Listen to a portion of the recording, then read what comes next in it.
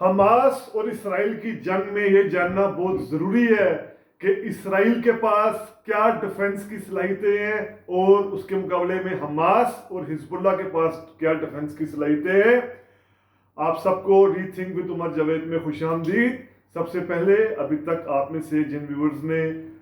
Re think with Umar Javed subscribe نہیں کیا، ان سے یہی ریکویسٹ ہے kindly rethink with Umar Javed کو سبسکرائب کریں تاکہ آپ تک ہم ریسرچ بیسڈ ویڈیوز بنا کر آپ کے سامنے پیش کرنے کا سلسلہ جاری رکھ سکیں۔ 7 اکتوبر کے بعد سے لے کر اب تک یہ جنگ جس طریقے سے جاری ہے، ابھی تک ظاہری بات ہے اسرائیل صرف فضائی حملے کر رہا ہے، ابھی تک زمینی اس نے حملہ نہیں کیا، لیکن اس کے باوجود دنیا بھر میں ان دونوں اسرائیل ورسز حماس کی جو صلاحیتیں ہیں، ڈیفنس کی صلاحیتیں ہیں، فوجی صلاحیتیں ہیں، ان پر بھی بات چیت کی جا رہی ہے۔ پہلے ہم دیکھتے ہیں اسرائیل کے پاس اب تک اسرائیل کے پاس کیا میجر بڑے لیول پر کیا بڑے ہتھیار ہیں، اس کی فوج کی کیا صورتحال ہے۔ تو اسرائیل کے پاس ریگولر بنیادوں پر اگر بات کی جائے تو 1,70,000 اس کی ریگولر فوج ہے اور 4,65,000 اس کی ریزرو فوج ہے۔ ریزرو فوج کے جنگی حالات میں ایسے افراد جن کو فوج میں شامل کر دیا جاتا ہے۔ اس کے علاوہ یہ بات بھی ہمیں یہاں ذہن میں رکھنی ہے کہ اسرائیل کی آبادی، جتنے بھی وہاں کی جو نوجوان آبادی ہوتی ہے، مرد ہوں عورت ہوں، ان کے لیے ملٹری ٹریننگ لازمی ہے۔ تو ایک تو یہاں سے ہم صورتحال دیکھ سکتے ہیں فوجی اس کی، اور پھر اسلحہ اگر دیکھیں تو اسرائیل کے پاس 500 کی آرٹلری ہے، 64 میزائل لانچرز ہیں جن کے ذریعے میزائل لانچ کیے جاتے ہیں، 1290 اس کے پاس جدید ٹینکس ہیں، 354 اس کے پاس ہوائی ایسے جہاز ہیں، عسکری جہاز ہیں کہ جو بمباری کے کام آتے ہیں، 142 ہیلی کاپٹرز ہیں، اور 50 آپ لگا لیں، 49 کہا جاتا ہے، کئی جگہ 49 ہے، الجزیرہ BBC کے مطابق 49 اس کے پاس نیوی پلینز ہیں، نیوی کے یعنی جہاز ہیں۔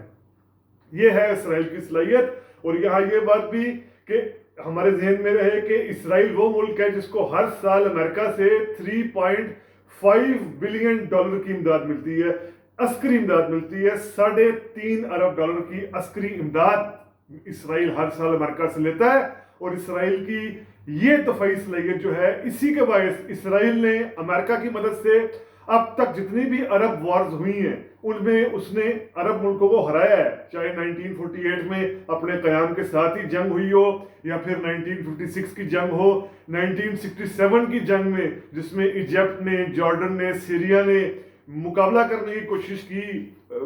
اسرائیل کا، لیکن اسرائیل نے اس جنگ میں بہت سے علاقے ہتھیا لیے۔ یعنی آج جو یہ ساری ٹینشن چل رہی ہے غزہ کی، ویسٹ بینک کی، یہ اسرائیل نے اسی 1967 کی جنگ میں حاصل کیے تھے۔ اس کے ساتھ ساتھ مصر سے سنائی کا علاقہ بھی حاصل کر لیا تھا، سیریا سے گولان ہائٹس کا علاقہ بھی حاصل کر لیا تھا،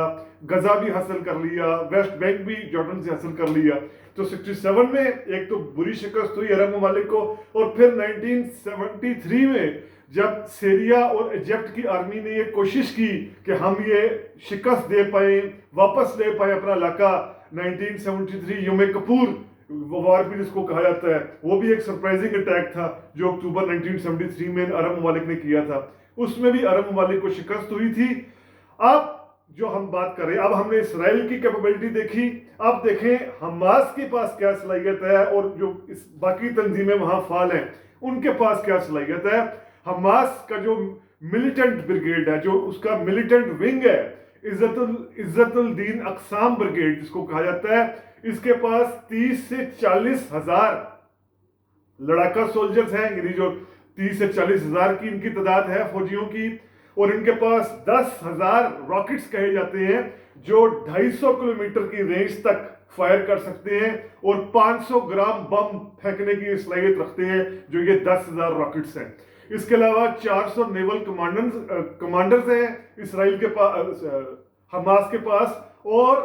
500 سب سے زیادہ جو حماس کے پاس اہم جنگی ایک اس کو ایج حاصل ہے، وہ 500 کلومیٹر کی جو زیر زمین سرنگ ہے जो सुरंग गजा के इलाके में है 500 किलोमीटर की, वो उसको बहुत बड़ा एज हासिल है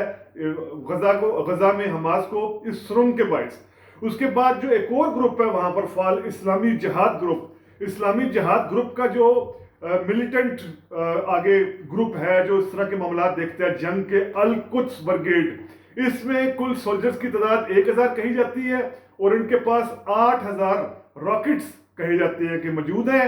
और अब लेबनान के अंदर जो ईरान की प्रॉक्सी है और जो एंटी इसराइल है हिजबुल्लाह के पास 1 लाख के करीब कहा जाता है कि सोल्जर्स हैं, सिपाही हैं। और हिजबुल्लाह के बारे में कहा जाता है कि हमास के मुकाबले में जो इसके पास टेक्नोलॉजी है मिसाइल्स की, रॉकेट्स की, वो कदरे बेहतर है। और इसका इजहार 2006 में जब हिजबुल्लाह और इसराइल की जंग हुई थी इस सूरत में भी हमारे सामने आ चुका है, जिसमें हिजबुल्लाह ने 2006 में इसराइल को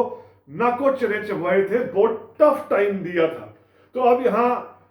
बुनियादी सवाल यही है कि अगर अरब स्टेट्स नाकाम रही हैं, जैसे मैंने आपको कहा कि 1948 में, 1967 में, 1973 में ये इजिप्ट जैसे मुल्क, सीरिया जैसे मुल्क, ये ममालिक अगर नाकाम रहे हैं, जो उस वक्त जिनको इजिप्ट को, सीरिया को, जो ऐसे ममालिक इसराइल के खिलाफ लड़े थे, इनको सोवियत यूनियन की भरपूर इमदाद होती थी, यानी उस वक्त की ताकत जो यूएसएसआर थी अमेरिका के मुकाबले में, उनकी भरपूर सपोर्ट होती थी। खास तौर पर इसराइल को भरपूर सोवियत रशिया बैक देता था। उसके बावजूद ये नहीं हरा पाए थे इसराइल को। इसमें इसराइल की अपनी टेक्निक से ज्यादा वेस्टर्न वर्ल्ड की मदद का हाथ होता था,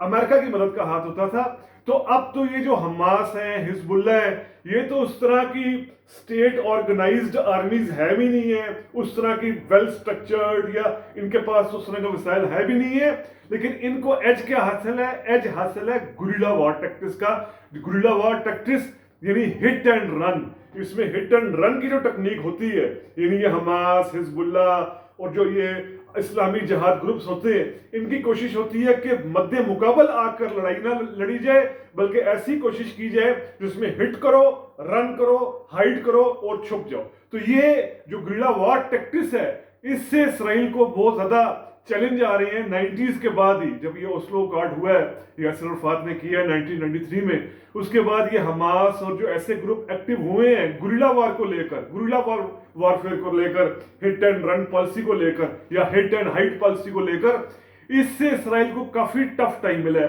तो अब भी यही कहा जा रहा है कि अगर इसराइल एंटर होता है गजा के अंदर, अगर वो गजा में जमीनी फौज को अपनी एंटर करता है, तो हमास के हाथ पूरा एक ट्रम्प कार्ड आ जाएगा, एक विक्ट्री कार्ड आ जाएगा कि जब उसके पास वो 500 किलोमीटर की तवील सुरंग होगी और उसके जरिए वो इसराइली फौजियों के खिलाफ कार्रवाई कर सकेगा या इसराइली फौजियों को नुकसान पहुंचा सकेगा। तो अब हमें आने वाले दिनों में ये पता चल जाएगा कि जहां स्टेट्स, जो अरब स्टेट्स रही, सीरिया जैसी, इजिप्ट जैसी, जॉर्डन जैसी, वो कामयाब नहीं हो पाई, क्या ये हमास और हिजबुल्लाह जैसी प्रॉक्सीज जो हैं, ये इसराइल को बड़े लेवल पर नुकसान पहुंचाने पर किस हद तक कामयाब होंगी? ये सब कुछ हम जानते रहेंगे अपने आने वाले व्लॉग्स में। उम्मीद करता हूं आपको ये व्लॉग पसंद आया होगा। अगर पसंद आया है तो काइंडली सब्सक्राइब कीजिए रीथिंक विद उमर जावेद को। बहुत शुक्रिया।